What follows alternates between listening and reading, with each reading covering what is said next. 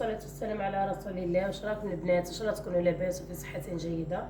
طليت عليكم اليوم البنات بوصفة اللي هي وصفة اللمبوط ولا وصفة المحقن، اللي ما تخطيناش ابدا يعني في قهوة العصر، وتكون يعني تجي بزاف بنينة البنات. فقط نقول لك الاختي تبعي معايا طريقة التحضير. انا البنات اليوم حلبة اللمبوط تاعي راح نديرها فقط، مش راح ندير فيها نشا، ومع ذلك تجي بنينه وتجي خفيفه ما شاء الله. فقط تبعي الوصفه. عندي 3 حبات بيض يكونوا درجه حراره المطبخ، ما نديروهمش باردين. عندي رشه ملح، الملح ديما يعدل لنا الكاطو تاعنا. عندي مغرفه تاع لافاني، اللي عندك ليكيد من احسن ليكيد راح تعطي تاني ذوق ما شاء الله. شوفوا البنات، نبدا نخلط البيض تاعي هذا مع المكونات هذه. بسم الله. كما راكم تشوفوا خلطتهم غير شويه مون با دقيقه. نحط البنات الكاس تاع السكر. يعني وصفه سهله جدا وبمقادير يعني جد مضبوطه ومتوفر يعني في كل بيت بمقادير جد اقتصاديه. نحرك البنات المزيج تاعي هذا تاع العظام والبيض حتى يبيض لي الخليط مليح. دوك نعطيكم البنات القوام تاعو. شوفوا البنات هنا،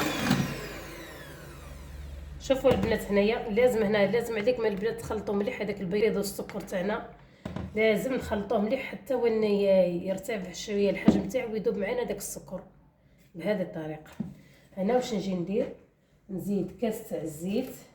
الكاس اللي كيلت بها البنات السكر تكيلي به الزيت، نفس الكيله تاع السكر هي نفسها تاع الزيت.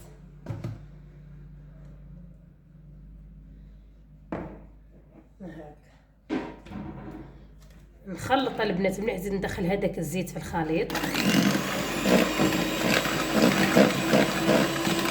البنات بعد ما خلطنا هذاك البيض تاعنا هو السكر والزيت بهذه الطريقه، هنا نجي نحطو. هنايا البنات الفارينه على حساب الفارينه اللي عندك. هنايا ما عندهاش يعني قيس محدد والله. هنايا تبقاي تلمي العجينه تاعك حتى تتلم معاك وتكون بالقوام يعني شويه اللي تلتصق. انت ما تخليهاش. عندي هنايا البنات عندي الفارينه حطيتها هنا في الغلبان، وعندي غير باكي واحد باك تاع خميره. الخميره الكيميائيه ما يعادل 10 غرام بهذه الطريقه. هنا نجي هكا نغربل. لازم هنا البنات تغربلوا الفارينه تاعكم. هنايا راح نزيد هنا البنات كما شفتوني طلعنا مليح العظام تاعنا هذوك البيض تاعنا والسكر. هذا هو المفيد سما تجينا الحلوه تاعنا تجينا خفيفه بهذه الطريقه. هنا البنات كما تشوفوا نبدا نلم في العجينه تاعي.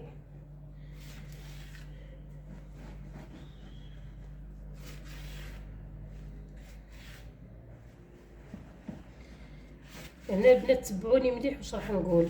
هنايا كل ما لا خليتي العجينه تاعك طريه، يعني طريه هكا طريه بزاف، هنا كتجي تحت تطبعيها راح تهبط لك. طبيعه الحال ما تحكمش الشكل تاعها. هنا لازم تبعيني مليح حتى تكون تعرفي القوام اللي نحبسوا فيه ما نزيدوش الفارينه. هنا البنات كما تشوفوا نبقى نزيد في الفارينه.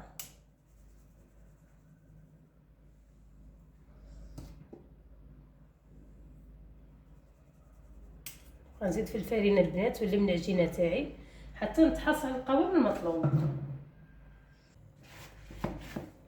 هنا البنات نلم العجينه تاعي مليح ونغسل يديا ونرجع ليك. شوفوا هنا البنات بعد ما لميت العجينه تاعي هذيك كان بالقوام هذا. شوفوا العجينه تجي طريه. شوفوا البنات كيف تجي طريه تجي خفيفه. هنا البنات نجيو نشكلوا العجينه تاعنا. نجيبوا البلاط تاعنا البنات دهناه. نجيبوا البنات البلاط تاعنا اللي كلنا دهناه كما تقدري ديري طابي كويسو هكا. نجيبو هذا، نجيبو لادوي تاعنا البنات المستننه هذه، ما نستعملوش لابوش، نستعملو فقط لادوي ونشكلو بها العجينه تاعنا. شوفوا البنات هنا نبدا نشكلو العجينه تاعنا. هنا تجيبي معاك كميه تاع الزيت تستعيني بها فقط، نعرفوا العجينه تاعنا طايه بزاف. بالطريقه هذه نجيبوه نحطوه هنا في لادوي تاعنا هكا. تحبي تطبعي هنا مباشره هكا في الزيت، ونجيو نديرو لها غير دوره هكا خفيفه هكا، نديو نبقى نغلقوها هنا بالطريقه هذه. هنا البنات نديروها غير دوره خفيفه هكا باش تعطينا الشكل هذاك. شوفوا البنات هنايا حاولوا كيف تكبروها شويه بس فيها الخميره من بعد تطلع معنا بالطريقه هذه. كما تقدري ديري فوق طاوله العمل تشكليها مليح. شوفوا البنات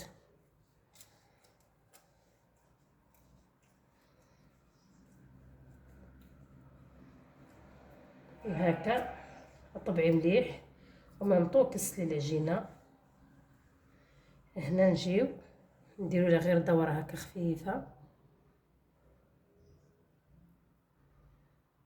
ونحكموها هنايا لتحت هكا.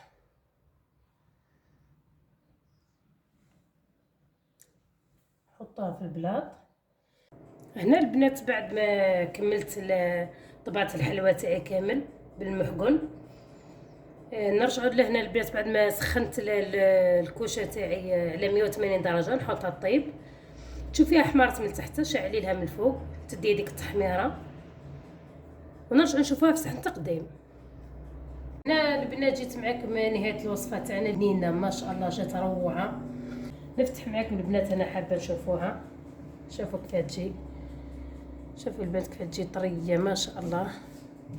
شوف تقرمش روعه في المذاق والله روعه البنات. نتمنى فقط تجربيها وتتبعي الوصفه وتتبعي الطريقه هذه خطوه بخطوه.